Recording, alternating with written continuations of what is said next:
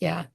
I am secretary and I'm sort of acting president while Anne Marie is dealing with other issues. I'm Eileen Thomas. I am Storyweavers is my home club.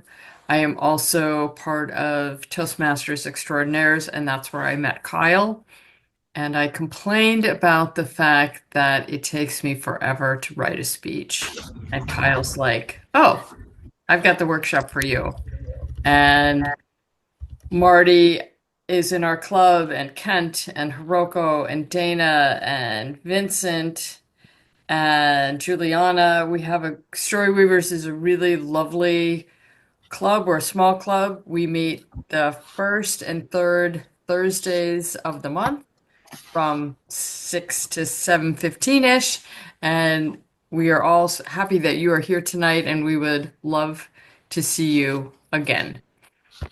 And I need my agenda. I am our Toastmaster of the evening is Kent. I'm going to turn the meeting over to Kent. And everyone should pick a topic. If you look in the chat, think about your topic, and I'm going to pass it to Kent. Thank you, Eileen. I've known Kyle over the years and Toastmasters slightly longer than Kyle has, but I didn't choose to go into the district leadership at any one time. And I applaud anybody who did. And Kyle, I remember when he was in district leadership. So we've been a while and appreciate the work that he did there and afterwards. On tonight's Kyle's presentation, how long does it take to write a presentation? Does it take hours, days, weeks? Do you struggle writing talks? Do you know you could write a speech quickly, easily, in mere minutes? Have you been given just moments to come up with an organized presentation? I know I have in my work. Hey, Beth, Brian just was supposed to present to the board the status of the project in 5 minutes, but he's out sick. I need you to give the presentation. See you in 5. And you get that horrible look in your feeling and look in your, what? What is 5 minutes? Surprises like this get dropped off or dropped on us in real life. When it does, are we ready? To help us prepare for this speech writing crisis and to make speech writing more effective and enjoyable task, Kyle is here to teach us some of what he has learned about how to write a good speech fast with mind mapping. Kyle is a past district director at ETM, a 31-year Toastmaster, and deliverer of many speeches written just moments before he stood up. Please help me welcome Kyle Hall. Thank you, Kent. When I was in my home club, that's odd. Sorry, I apologize. I'm trying to, there we go. When I was in my home club in District 2, 30 years ago, I remember one day one of the speakers didn't show up, and the Toastmaster came in and it was going through down the list. Oh, okay. Speaker 1, speaker. Oh, speaker 3 is not here. Okay, well, I guess we're getting out early and we don't need an evaluator 3. And that meeting ended early. And that was kind of how my club did stuff at first. But then a different day, the Toastmaster was just about to kick off the meeting. She's going down through the list. Speaker 1, speaker 2, speaker 3 is not here. Does anybody want to give a 5 to 7 minute near impromptu speech? Then she was quiet. She waited. And finally, somebody, kind of timidly raised their hand and said, I'll try. Okay, great. We got speaker number 3. And she went on with the meeting. And the person gave a really good speech. But that day changed our club because that day set a new standard. And some of us noticed it. So a couple months later, Toastmasters kicking off the meeting. Oh, speaker one, speaker two's not here. Who wants to give a 5 to 7 minute near impromptu speech? Well, this time 2 hands goes up. A couple of months later, it happens again. This time 3 hands goes up. Now it's getting to the point where when a speaker doesn't show up, it's a race to see who gets to volunteer to give that 5 to 7 minute impromptu speech. And I was one of the people who volunteered, and several others were.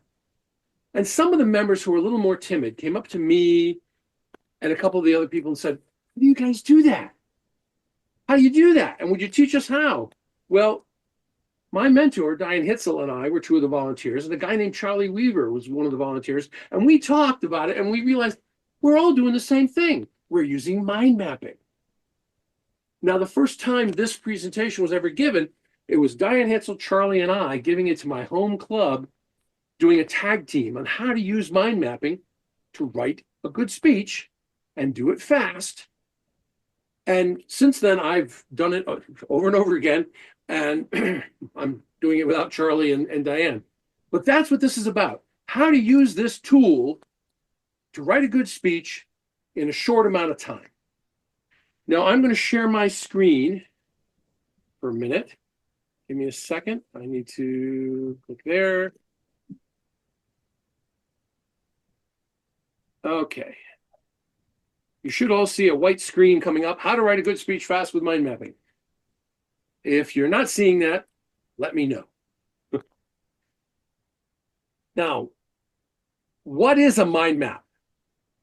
Well, you may have seen these things, and if you haven't, don't worry. It's not a complex topic, but it's a way of capturing information. And I'll talk about its uses in a minute. So a mind map is made up of a bunch of different components. The first component is a node. A node is just an idea. This in the center of your screen, mind mapping basics. That's a node. Components, that's a node. The word node is a node. It's just an idea, a concept. It's also made up of lines that connect the nodes. Now, the lines could be solid, the lines could be dotted, the lines could be colored.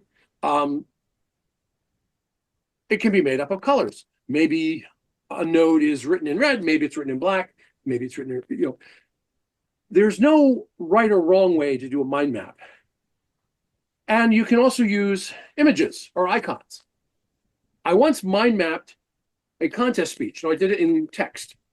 I mind mapped it, gave the speech, gave it a bunch of times, rewrote it a few times. So I rewrote my mind map a few times. And I started replacing paragraphs with images.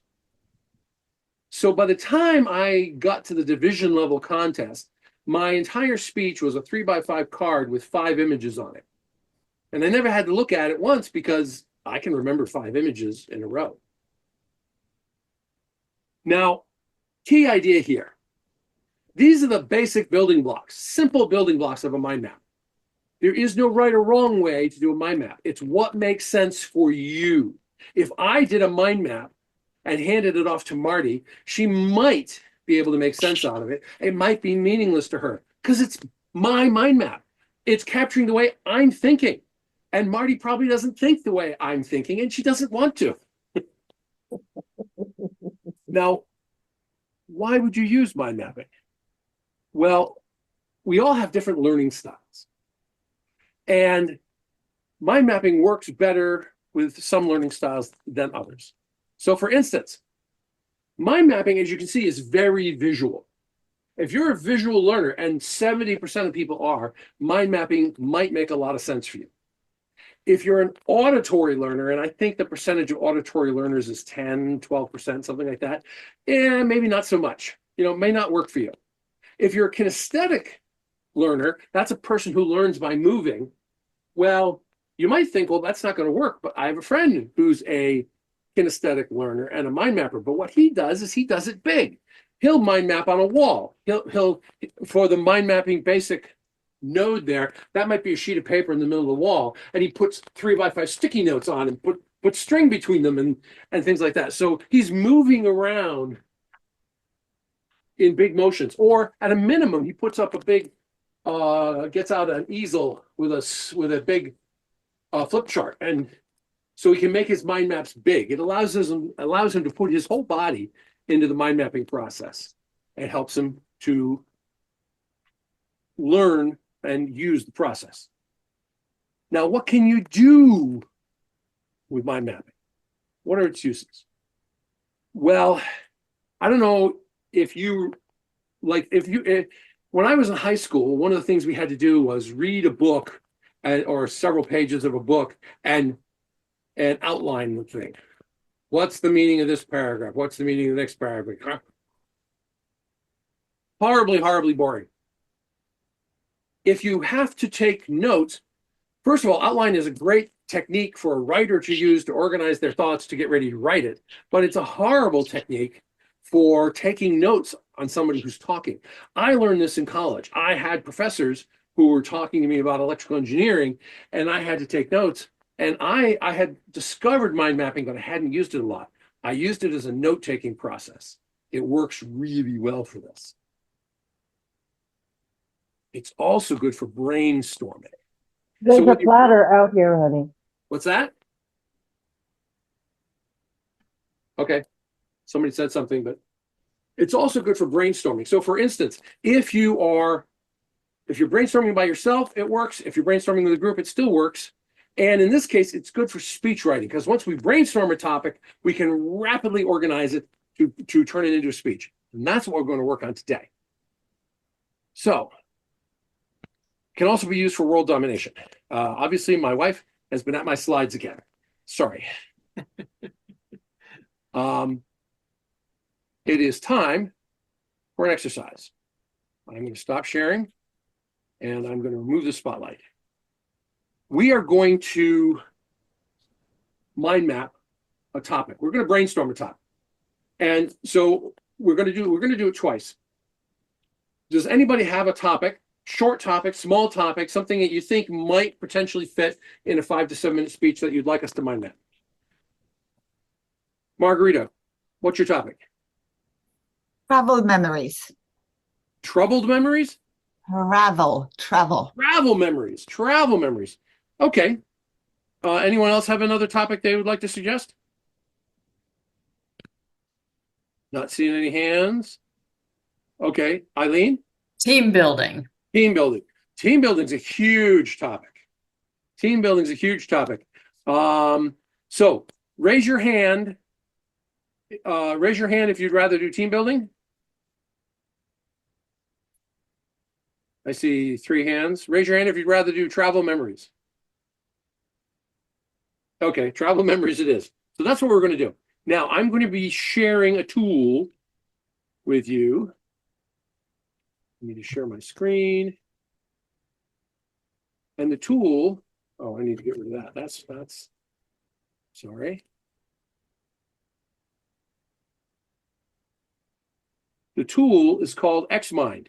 Now, Marty's going to put something in the chat for you.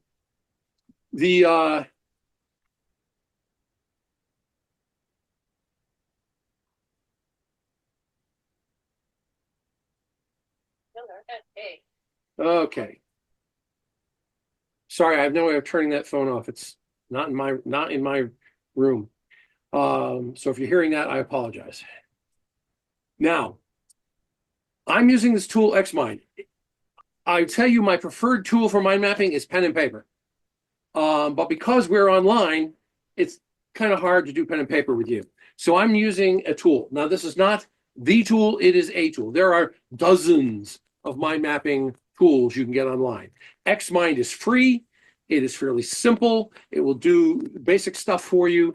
I think if you need some of the advanced features, then you have to pay for it. But we're just gonna do simple stuff. So I'm gonna move this over here. So I'm gonna change this title to Travel Memories. And we're gonna hopefully do this pretty quickly. Travel Memories. Okay, Margarita, you came up with the topic first. So what's your first subcategory, subtopic for travel memories?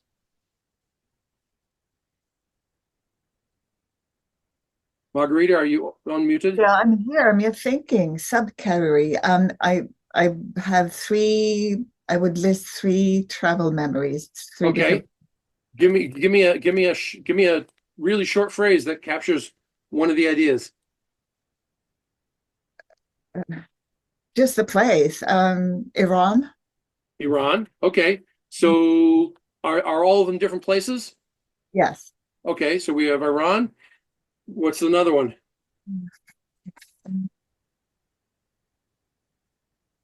Liberia. Liberia. And another one, Philippines.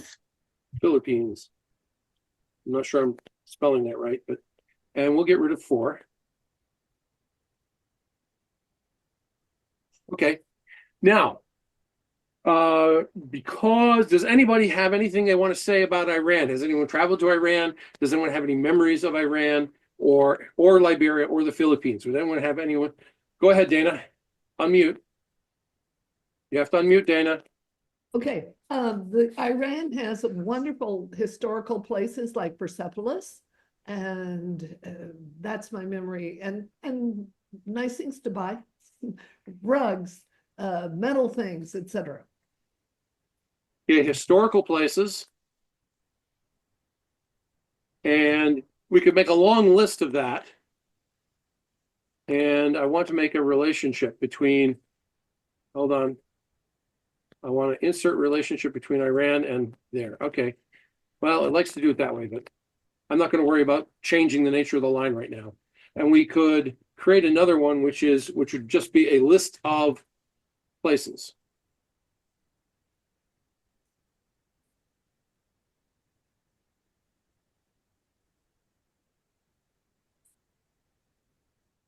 Insert relationship from there to there. Okay. Now, the fact that Iran has historical places, I bet Liberia and the Philippines does too. So we might actually end up creating historical places and list of places for all 3 of those. Does that make sense? Yes. Okay. So what else could we say about Iran or Liberia or the Philippines? They have historical places. They have what else? Each one have their own cuisine. Ooh, Culture. Food. cuisine. Am I spelling that right? I hope I am.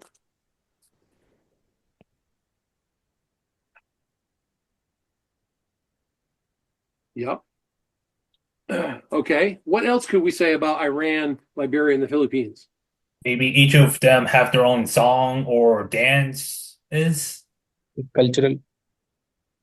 Culture. Culture. Okay.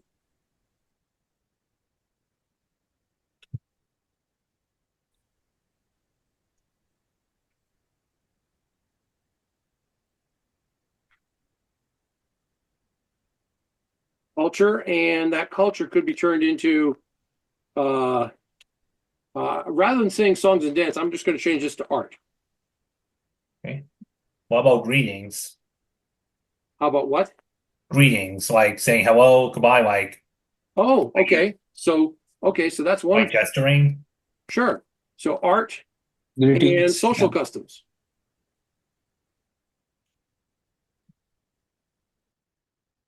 And how about, I'm going to throw this one in. How about dress?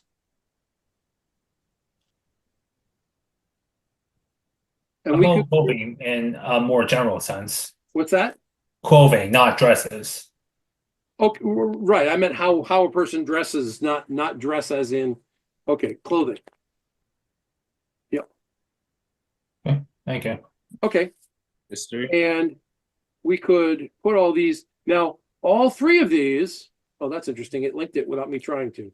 What did I? So that link was created by me accidentally. Okay. All 3, Iran, Liberia, and the Philippines, could have all of those. They could have historical places with lists of historical places. They could have cuisine with lots of detail on cuisine. I mean, cuisine can be huge. Of course, culture, huge. Margarita, because you came up to this, I'm going to give you the last chance. Is there something else you want to add to this? Government shifts. Say that again. Historic government changes. Maybe that would be neutral. Okay, so history and in particular government changes. Yes. Okay, so I'm going to add that. History and government.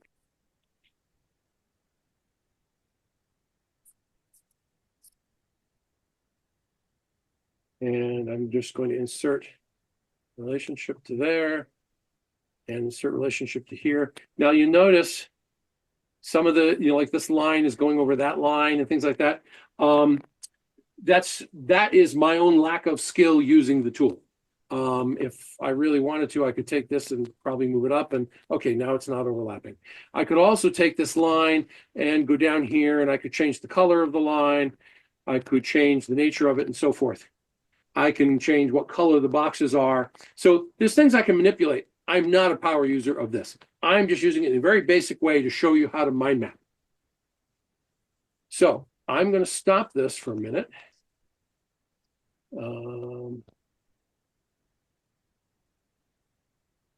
We need a new mind map.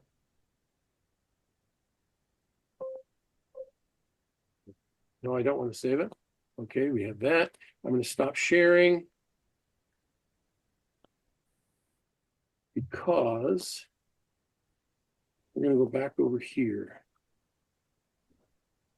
What I've just demonstrated for you was just brainstorming a subject.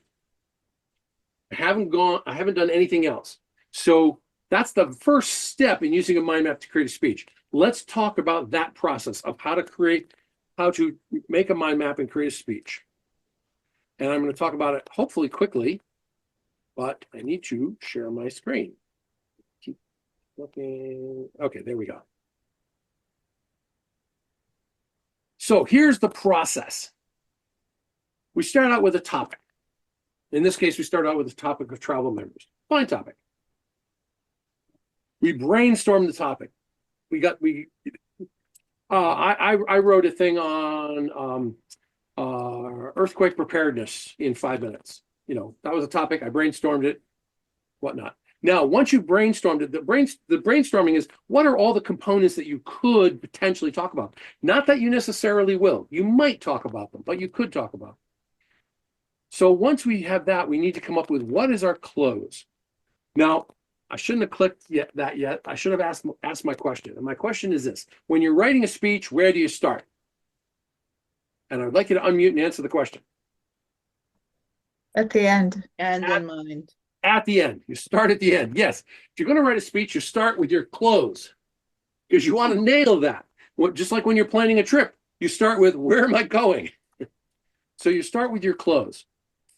And if you know what your topic is and you've got this bunch of information about it, figure out, how do you figure out your close? Well, what I do is I ask myself, what do I want the audience to do differently tomorrow than they're doing today? And what is the one point I need to leave with that audience to get them to make that desired change? And what that one point becomes my close, usually verbatim. Once I know my close, I can create the opening. Usually I create something, an opening that in some way reflects where I'm going to take the audience, where I'm going to, it reflects the close. Once I have the opening and close, I can order my main points. I can go through the stuff I brainstormed, figure out which of the points I'm going to use and put them in the order I want them. And I can eliminate the extra ones. If I have time, I may redraw the mind map because mind maps can get messy. I will always redraw a mind map after I've given a speech and I've gotten some feedback on it because the speech has now changed. So if I have time, I'll redraw it. And then you give the speech. Now, if you're going to give the speech, there's some things you should try to include to make it a worthwhile speech, not just talk about the points, because that's the logical content. But you should try to, maybe paint a word picture or talk about something emotional having to do with the speech. Tell a story. Include humor, if possible. Now, all of these things we're trying to do on the fly because we've just written the speech, but if you can do it, great.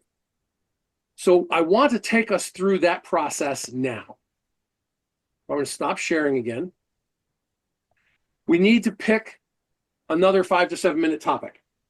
So quickly, does somebody have a 5 to 7 minute topic, short topic, that you'd like to brainstorm and turn into a speech?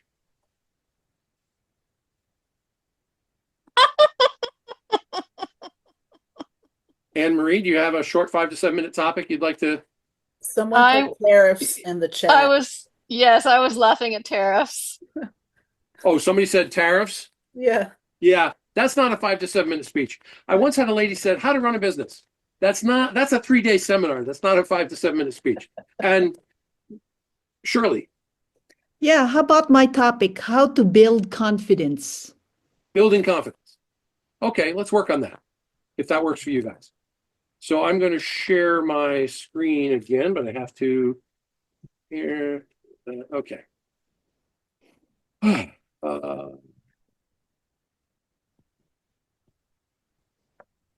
my screen. Here we go. Confidence.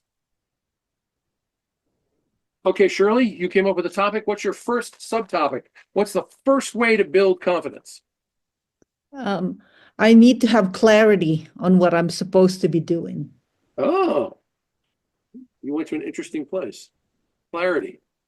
Okay. Anyone else want to toss out an idea? How do we build confidence? You need to aware of this knowledge. So you're going to have to say that again. Knowledge. We need to have Knowledge. Okay, you need knowledge. I'm going to say knowledge, and I'm going to do / experience. Okay. Because I want to differentiate book knowledge versus I've done it. And And maybe that should be a different subtopic, but let's not worry about that yet. How else do we build confidence? How about practice? Practice. Okay. And anyone have another thought on how we build confidence? Body Yeah, how about- language. Body language. Okay. I don't how to I'm going to respectfully disagree with you. I think body language comes out of confidence. Anne Marie is raising her hand. Go ahead, Anne Marie. What do you think we should? Yeah, so I would probably say like support, like thinking along the lines of like how you build a child's confidence, how your friends can build your confidence with support. Okay. Moral support. Okay. Mhm. So let's go back and add a little bit more depth to each of these ideas. Shirley, tell me a little bit more about getting clarity. Well, I feel that clarity and knowledge are somewhat the same, clarity meaning to say I need to know what it is I'm trying to master, and that would require knowledge, right? Knowledge on how to do something. Okay. Let me ask you this. I'm going to poke at this for a second, and I hope this doesn't take too long, because would it help to know how your confidence is going to be tested? For instance, you can have confidence that you're going to pass a test if Right. you know the test that you're going to be facing. Yeah, that makes sense. Because that's clarity about how it's going to be Yeah. tested, as opposed to, Right. am I going to have to write an essay, or am I going to take multiple choice? Am I going to, things like that. Yeah, that makes sense under Okay. clarity. Yeah. Okay. So I'm going to put, Probably want to identify what you're scared of. go ahead. You may want to identify what you're scared of. Like what's driving your fear. Brilliant. Yeah. Okay. I'm going to put that over here under support, because I think if you have some support, it might be worthwhile discussing what you're afraid of with your support. Does that make sense? Mhm. Does anyone want to say anything about knowledge and experience? I want to mention boundaries. I don't know where you want to fit that. Having boundaries, Explain. What do you mean by boundaries? which Yeah. means it means you have to stand up for yourself if you're being talked down to. Where you stand, who you are. Okay, I guess. okay. So Boundary. I'm going to put that down here. I think that's a related topic, but a different one, Okay. because I think having boundaries is different from, let's say, being confident that you can perform a task. You can be confident in your ability to set boundaries and hold them. Anyone want to say anything about practice? Fluency, as we more practice, the fluency comes and that builds the confidence. Okay, I apologize. You'll have to say that again. So what I'm saying is, as we practice more, the fluency comes the way, and that builds a confidence to talk openly in the public or Okay. wherever is the groups. So I heard that practicing gives greater fluency with the topic, the speech, whatever it is you're doing. Get it? Okay. There's a part of that. So You mean, for me, practice is more like something that you do privately versus experiences out there with the community. You know, you're actually doing the practice with people, whereas the other one is just practice at home, maybe. and yes, there are different types of practice. Perhaps courage, showing a willingness to do what you want to do. Say that again. Courage, a Courage. willingness to do it. Okay. Okay. I'm going to put that over here because I think it relates to fear.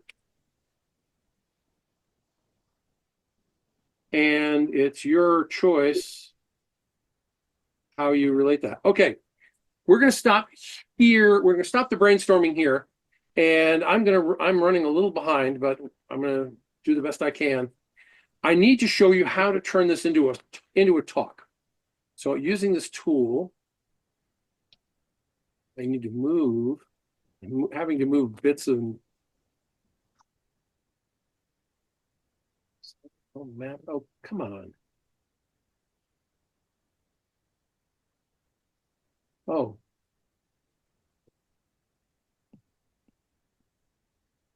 Sorry.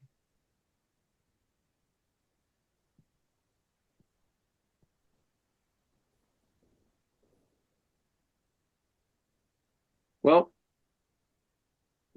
okay, this is frustrating for me, and this is my fault because I accidentally grabbed a different format. There are different formats of tool, and apparently each of these tools comes with a different menu. And the one I was using earlier today had numbers, so I could actually go in and put a number. This is first, this is second, this is third, and so forth.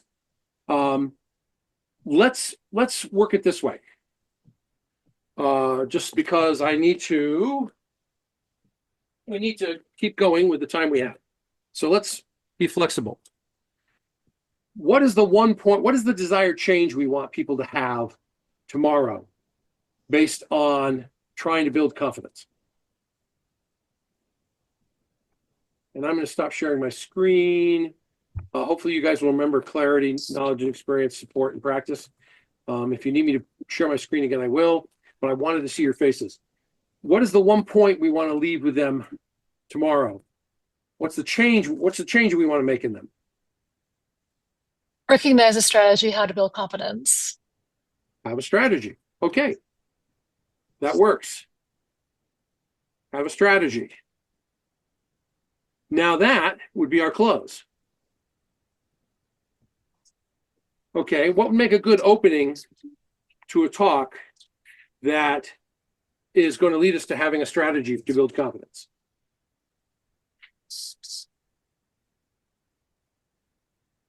My knees were shaking so badly, the back row of the auditorium could hear them knocking together. Okay, a fear story. Connecting the audience, maybe. What's that? Connecting the audience. Connecting to the audience. I'm hearing the word audience, but So I'm what I'm saying is good opening is like connecting to the audience, who the audience connecting are. with the audience. Oh, yes, very definitely. So any type of fear story, any type of story that any human being can relate to helps to connect with the audience. So that's a good opening. Okay, so if we're going to take these in order, I'm going to suggest the order be clarity. And I apologize that I'm going to share my screen again. I apologize that I cannot just put this up on screen for you, put the numbers on the screen for you, because I grabbed the wrong template. And that's my fault. So I'm going to suggest we do it in this order: clarity, knowledge, experience. 3 would be support. And 4th would be practice.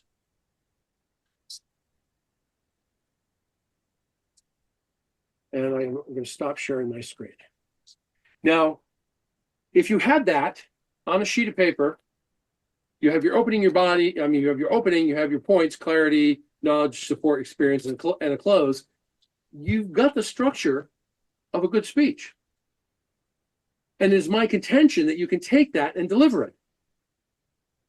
And we've taken maybe 10 minutes, maybe 12 minutes to do this as a group, but we're doing it as a committee.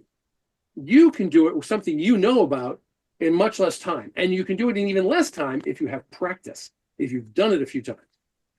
But I still haven't proven my contention that you can take this speech and deliver it as a talk and make it good. Haven't proved that, because we've outlined the speech, but nobody's given the speech yet. So I'll do that. Madam Timer, would you please restart the clock?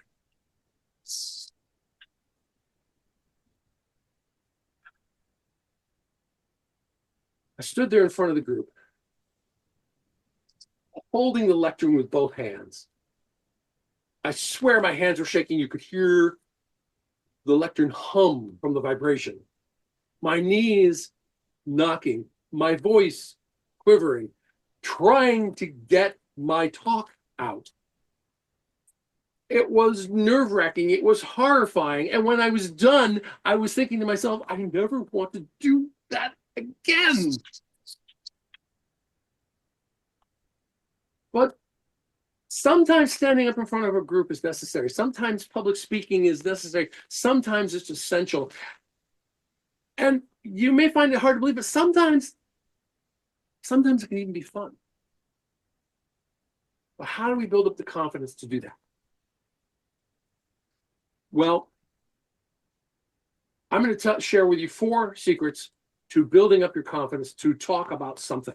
First of all, get really clear. Get really clear about what it is you're supposed to talk about. And really clear about what you want the audience to do differently tomorrow than they're doing today. Get really clear on that, because if you can write your whole talk about to get you there, to make that change in the audience, and it has to be a change you care about, something you're passionate about. Not just some whim, something you're passionate about. If you can get that, the clarity of that, so and the audience is going to walk away with that, that's important. So get that clarity. Second, you need to make sure you're knowledgeable about the subject. And knowledge could be book knowledge, but can also be experience. So let's say you're talking about, driving a car. Well, you could talk about the theory of driving a car and the knowledge of driving a car and the rules of driving a car. But you can also talk about the experience of being behind the wheel and driving a car and going through stressful situations. Don't forget to leave out don't forget to include your personal experience, not just knowledge. Do both. And then, of course, you're writing your talk, you're getting ready. How do you deal with the fear of doing this? Long before you get to the audience, you have to have a strategy for dealing with the fear. Now, part of that's building up the confidence. Okay, well, having some friends, some people you trust to support you, whether it's coworkers, whether it's friends, whether it's a Toastmasters Club, having some friends to support you can really be helpful. And don't be afraid to tell them, I'm really nervous about this. Share it with them. Be vulnerable with them. Let them know so that they can help you. Because sharing the fact that you're scared, they will relate to it and they can help you, they can share their courage with you to help build up your own courage. And lastly, and this is, I think, the single most important point is practice. Practice. You need to practice the talk. You need to practice the talk at home, in your bedroom with the door shut, in your bathroom with the door shut. You need to practice in front of the cat or the dog or in front of your spouse. You need to go into a Toastmasters Club and practice. If it's a talk for work, get some coworkers in there and practice the talk. Now, you can practice it by yourself. That helps you develop the fluency, that helps you develop your transitions, figure out what you're going to say. It helps you find the stuff that's awkward and eliminate it. But practicing it in front of a group so you can get feedback. So you can get feedback and make it better, because they're going to tell you, hey, at the end of the speech, did you create the desire to make the desired change? It's your goal. They're going to tell you whether you achieved that goal or not. Your Toastmasters Club should tell you that. Your coworkers should be able to tell you that. Your spouse, maybe not the dog or the cat. But you need to practice. Now, if you get clarity on what it is you're trying to do and how you're going to measure your success, if you make sure you have the knowledge and the experience, and you talk about both, if you get the support you need to deal with the emotional stress of getting ready and the encouragement that you need, and then if you practice, if you make the time to practice, and sometimes that means telling your support people, hey, I'm going to practice tonight, ask me tomorrow whether I practiced, that so they can hold you accountable. If you practice, you will get better, better, better. By the time it comes time to deliver the speech, not only can you do it effectively, not only can you create the change that you want to create in the group, you might even have fun doing it. So I think I just demonstrated giving a 5 to 7 minute speech, hopefully effectively, based on what we just brainstormed. And you can do the same thing. It just takes practice, which we just talked about. So here's what we're going to do until 7 o'clock. We have 17 minutes. You have a topic that I asked you to come up with, a topic that you want to work on. We're not going to work on it as a group. You're going to work on it by yourself. Hopefully, I want to check on this. Hopefully you've downloaded my handout. The link is in the chat. The link is also in the emails that went out. Make sure you download the handout so you have that and you can look at that process later on. But download that. For the next 17 minutes,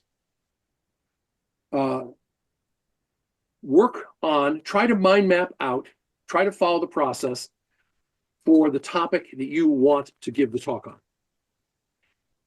I'm going to stand here quietly, but if you have a question, ask. Because if you have the question, somebody else probably has the question. So this is a chance for you to work on this. If we had an extra half an hour after this, I'd actually have some of you give the presentation, but we don't. But try to mind map out the talk. What's your topic? What's your desired change? What's the one point you need to leave with the audience to create that change? The close, the opening, number the points. Start.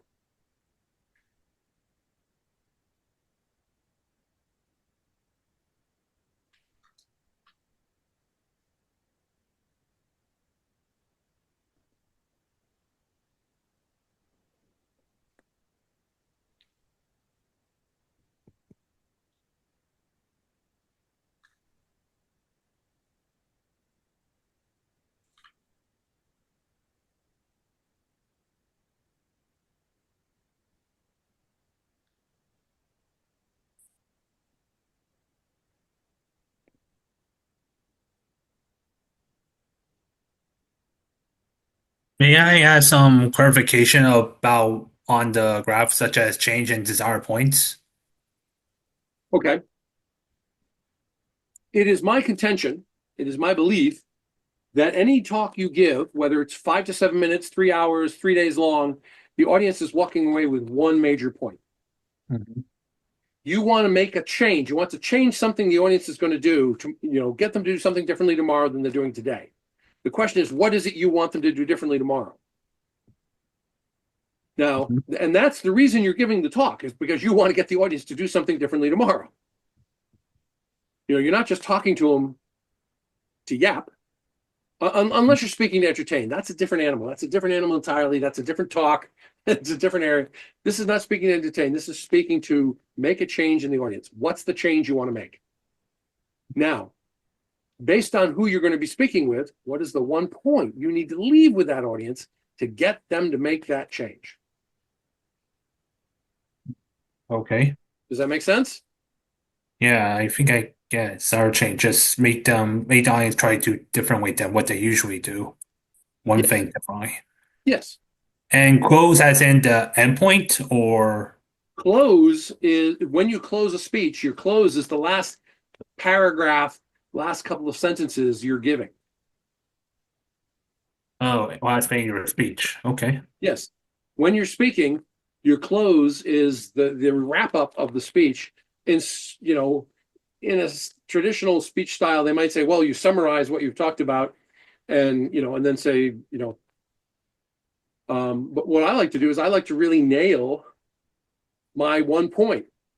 Let's say I want to convince you that mind mapping will help you to give better speeches faster. And my one point is, if you just practice this, it can really make a difference. Well, in my close, I'm going to mention that if you just practice this can really make a difference. Yes, practice does make perfect. Yep.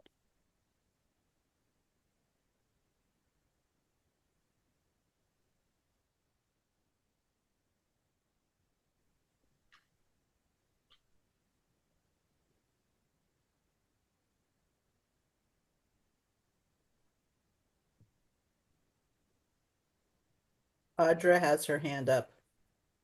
Who does? Audra. Go ahead, Audra. Yes, hi. You have convinced me that mind mapping is very helpful. What if I can't think of a desired change for the audience, does that mean that my topic is probably not very good? Is that what that means? Well, my question would be, where did the topic come from? I mean, it's an interest of mine, but if like for a speech topic to just inform someone of something, probably not. Like it's probably more entertaining for me to talk about than it is for anyone else to listen. And then I start thinking like, wow, that's probably not a very good way to approach this. Let me give you an example of a friend of mine, and you tell me if this relates. Sure. A friend of mine has a master's degree in geology, and she spent most of her career working on oil rigs and with oil companies, but she loves rocks. And she loves walking to places and looking at cliffs and picking up rocks and analyzing it. And when she told me about it, I'm like, oh, boring. I don't care about rocks. But she gave a speech on it and talked about why she loved it and why it excites her and why she finds it neat and how it changes the way she looks at the places when she goes out for a hike. Now, I can appreciate her love of rocks.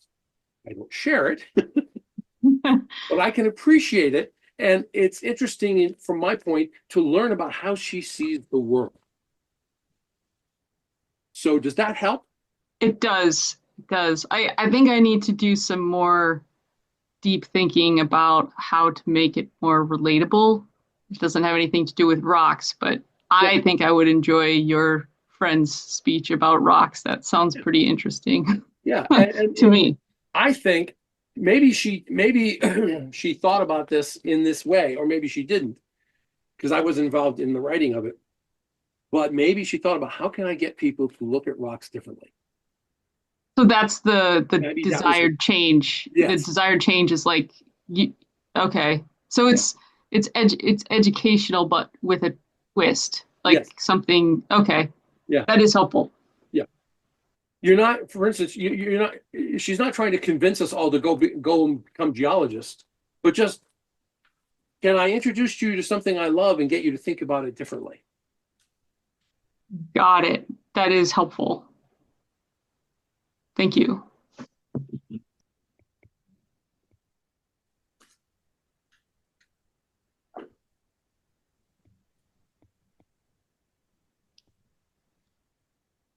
When you said that mind mapping is bad for outline, you mean what? Is it outline as in just organize your thoughts while also write down the points that you want to make?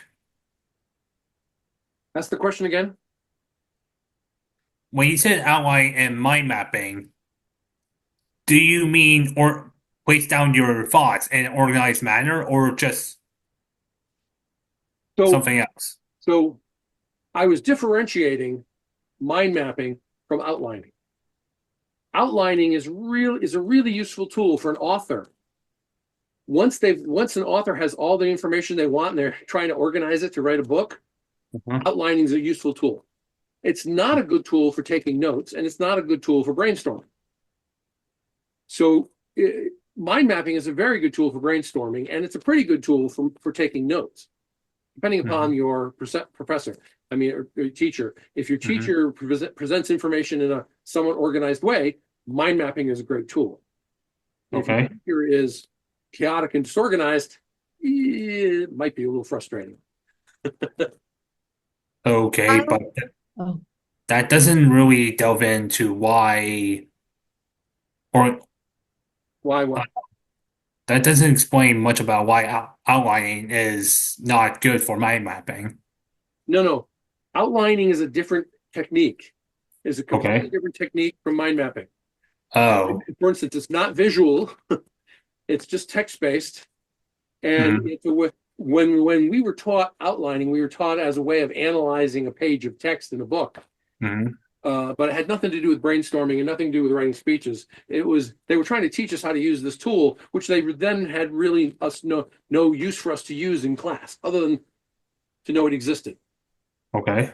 So mind mapping and outlining are two very different things. And I'm trying to get you to explore mind mapping. Okay, I guess you're done with mind mapping. You can think of it or just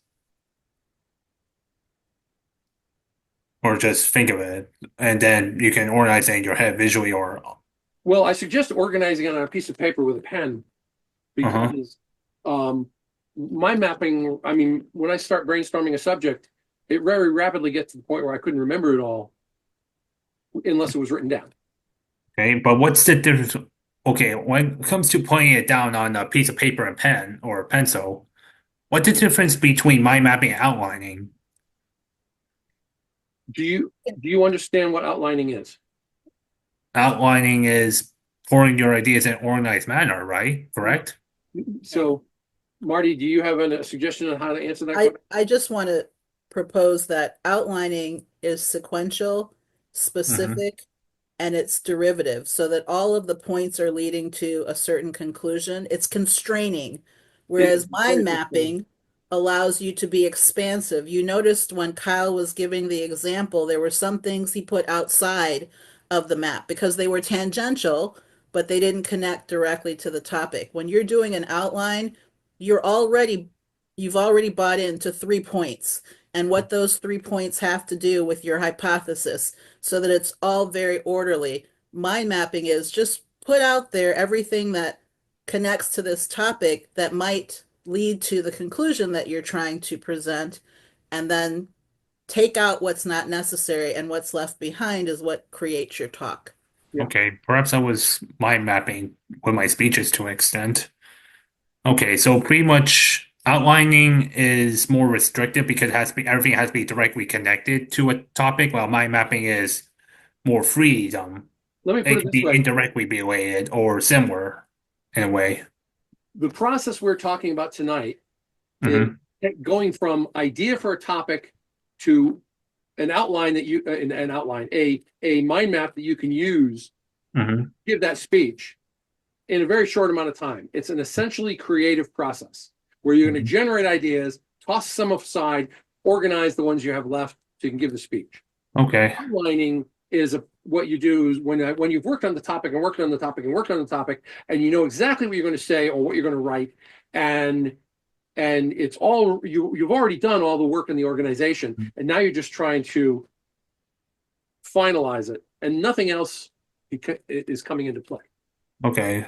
Basically, outline is what you use what you have, while mind mapping is use organizing, but adding new stuff into it as you mind map. Am Possibly. I kind of like that? Yeah. Okay. Okay, that makes sense. Any other questions? You've got 4 minutes left to work on your topic.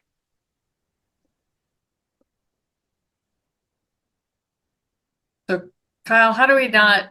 I'm that person that gets bogged down. Like I just started like writing full sentences in my, how do we not get bogged down in the minutia?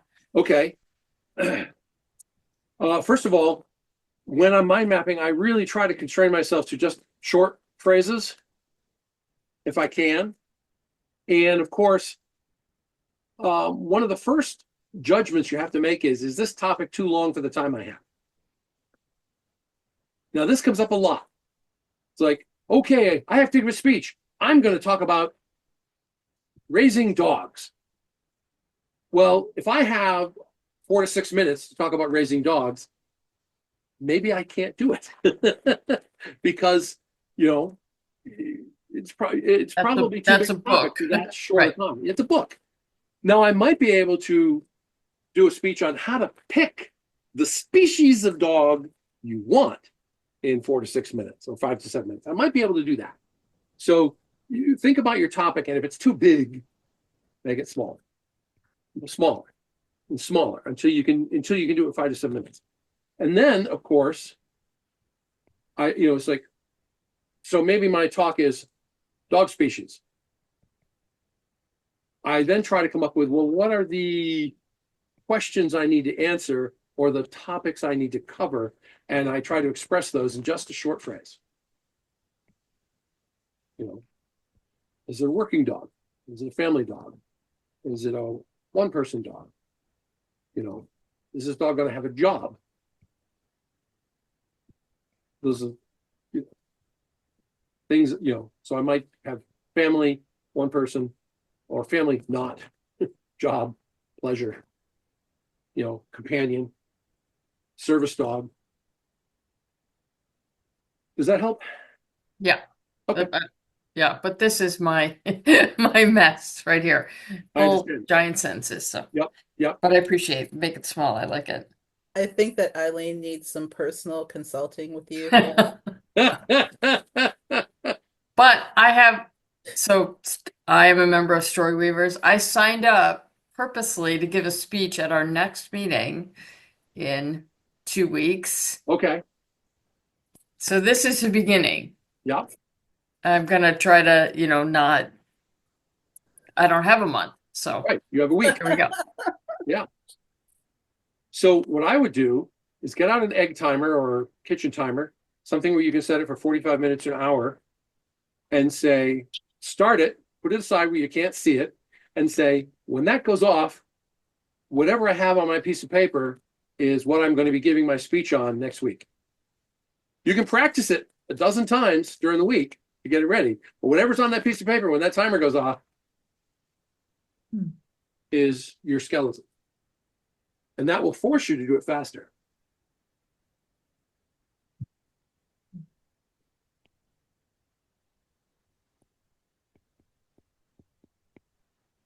Anyone else have questions?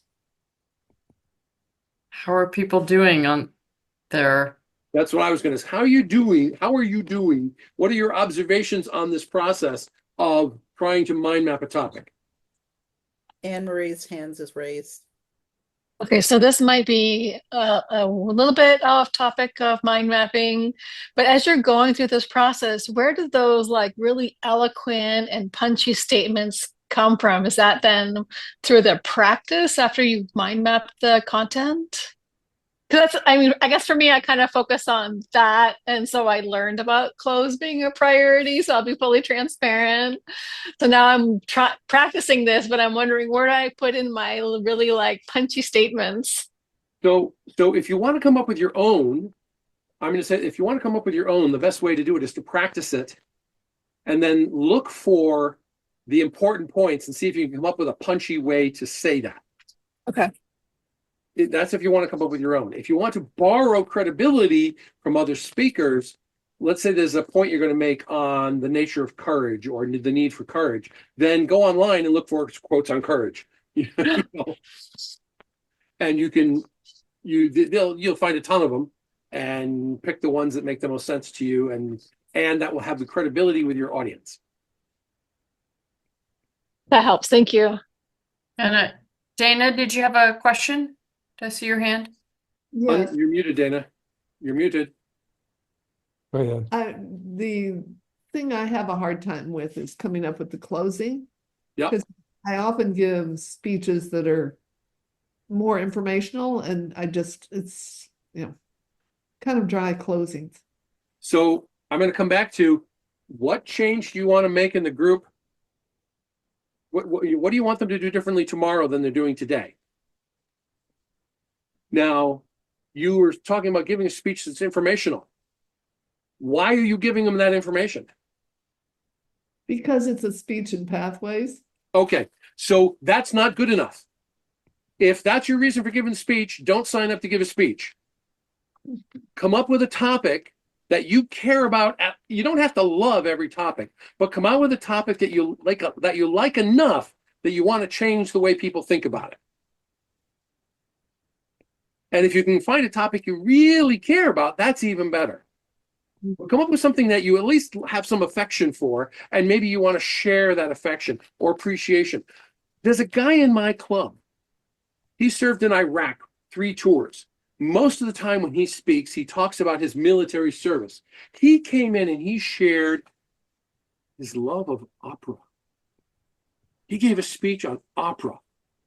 Now, he can't sing a note, but he loves listening to it. And it was amazing to suddenly discover this guy had depths we didn't know about. And what he was trying to do, if I had to identify his one point, was he wanted us to think about opera a little bit better, a little bit more, a little bit differently than we thought about when we came into that meeting. So, Right.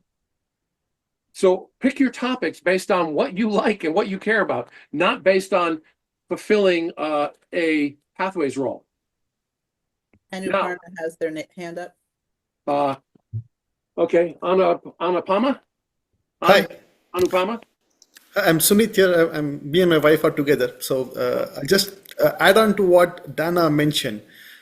So my topic, when I just put out this mind map, one thing which I wanted to tell people was traveling to airport can be less stressful. I can't say it in a better way than just saying, traveling is less stressful. I mean, how do I make it something more catchy? I'm missing the first part of that. I'm missing the first part of your sentence. Something is less stressful. Traveling to airport is less stressful. Traveling to the airport is less stressful. Can be less stressful. And you're talking about how to make it less stressful? Yes, that's the whole idea of my speech. Sure. That's a great topic. How do I make travel, any travel, especially airport travel, less stressful? Yeah. And that's a topic. I mean, writing the intro for that would be easy because it's important to anybody who's going anywhere. So, yeah. But how do I put a nice closing to this apart from just saying, traveling can be less stressful? Is there something else I can do about it? Well, okay. So what is the change you want them to, what do you want them to do differently tomorrow than they're doing today? I have 3 points which I have, which is part of my main body of the speech, right? One is how do you reach airport, what you do near the gate, and what you do when you do a check-in. Okay. Right. So I can summarize them, and that can conclude my speech. So the thing is, you need to raise that up a level. you're giving, those are the detailed things about what you want them to do. What you're actually saying is, with a little bit of forethought and planning, going to the airport can be a lot less stressful. What you're trying to do is put in a little bit of forethought and planning. That makes sense? Yes, that it makes sense. Thanks a lot. What you can get bogged down in all the subpoints of the speech and forget what the main point is. And that's why you want to identify right at the front, what is the change I'm trying to make? Well, I'm trying to make them think in advance about how to make this less stressful. Oh, and here's how to do it. Here's the 3 things to do. So if you can identify that change you want to make in the audience, it becomes your close. So your close would be, if you just, you're going to travel. You're going to travel. It's going to happen. And it's going to be stressful. It doesn't have to be. And with a little bit of forethought and a little bit of planning, it can be stress-free. Okay. Madam Thanks a lot. Right. Get global entry and avoid Heathrow. That's,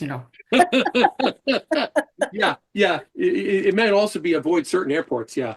So I have gone over time, but we've been answering questions. So I think we moved into the Q&A part. Does anybody else want to comment on their exercise, or has their exercise generated a question? I guess I could try asking about what I did. I may decide to make a speech about entertainment. Got me a couple of times like, what is entertainment? The effects of entertainment, the types, and the core reason for it. Who is it for?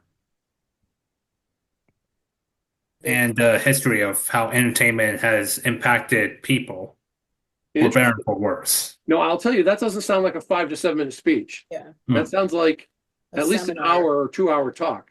Oh, wow. Now, so I would suggest niching it down a little bit, making the topic a little smaller. And what do you want? Why are you going to talk about it? Why is this important to you? I feel it's important to me because entertainment has very something much I enjoy.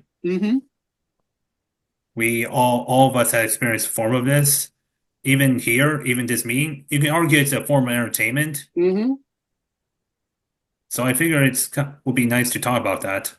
So let me give you an example. Remember I mentioned a gentleman who was in the military who talked about opera? He's also a movie buff. Now, he did not come in and talk about movies. That's too big a topic. He wisely narrowed it down to Citizen Kane.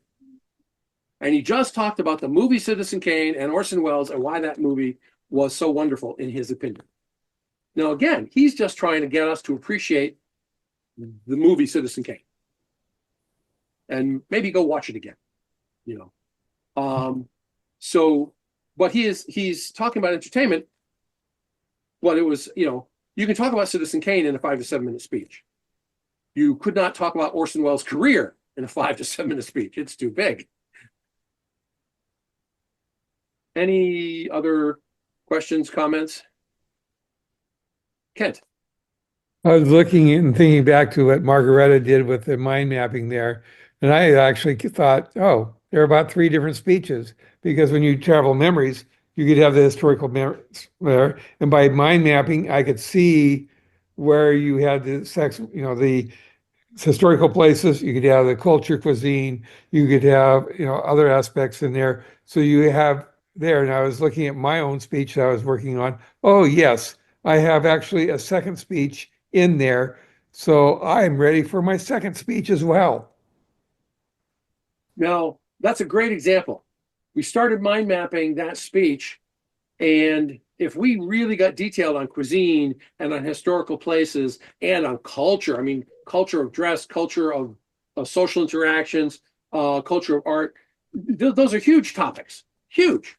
So that memories of travel is too large, but it was a good place to start.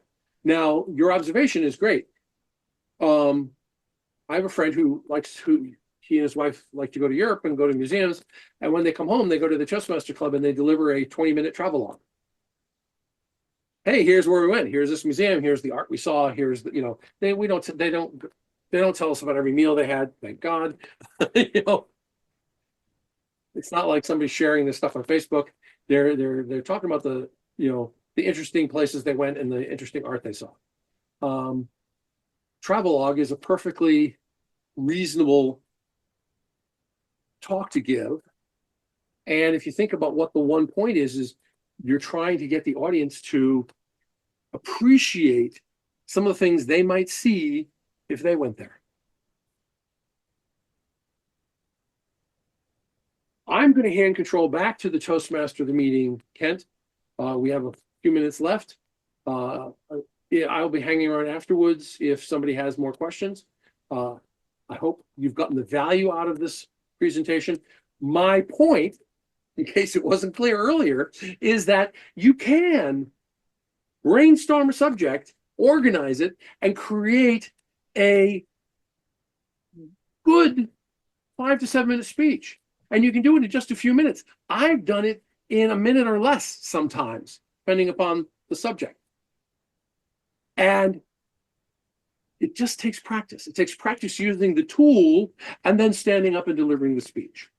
So what I encourage you to do is take this home, practice using the tool, use it in your club, show it to your fellow club members if you wish, share it around, but practice it and see if it works for you. Back to you, Ken. Thank you, Kyle. I'm sure that many of us picked up something special from your speech, and I saw, hey, I've actually been doing a form of mind mapping all the time, and it just, my wife accuses me of having a messy paper, but now there's a reason. And this is nice that I have a name for what I've been doing. So I do appreciate that. And is there any other final comments from people? And thank you all for being here. If you downloaded my handout has the book by Tony Buzan listed on it, and he's kind of the guru of mind mapping. No. Any other comments for the good of the order? Eileen, I'm going to turn it back over to you as acting president today. Right. Well, I did. Thank you, Kent. Thank you, Kyle. Before I totally thank Kyle, I wanted to acknowledge that our club president, Anne Marie, is here, and our club growth district chairperson, Roxanne Spring, is also here. So I wanted to acknowledge both Anne Marie and Roxanne. And Jonathan, Marty and I belong to a club called Toastmasters Extraordinaires, where you can give an hour-long speech. So work on that entertainment speech and come visit us at Extraordinaires, and we will let you talk for an hour.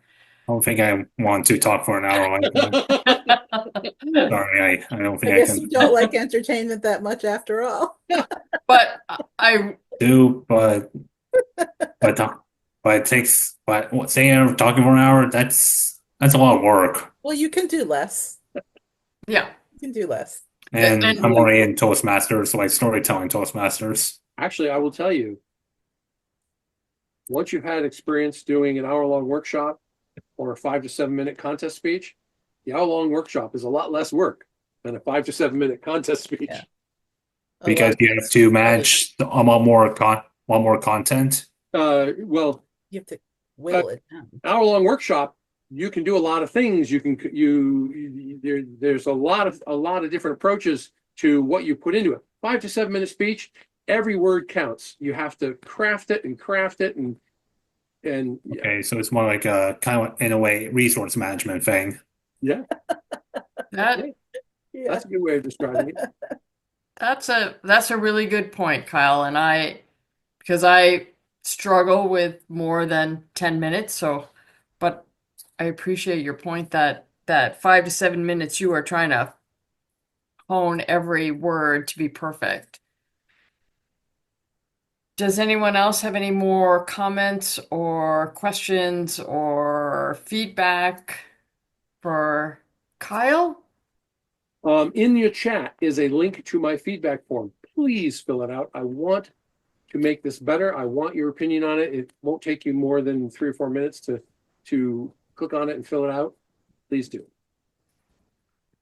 And I am going to give one more plug for Storyweavers, this club.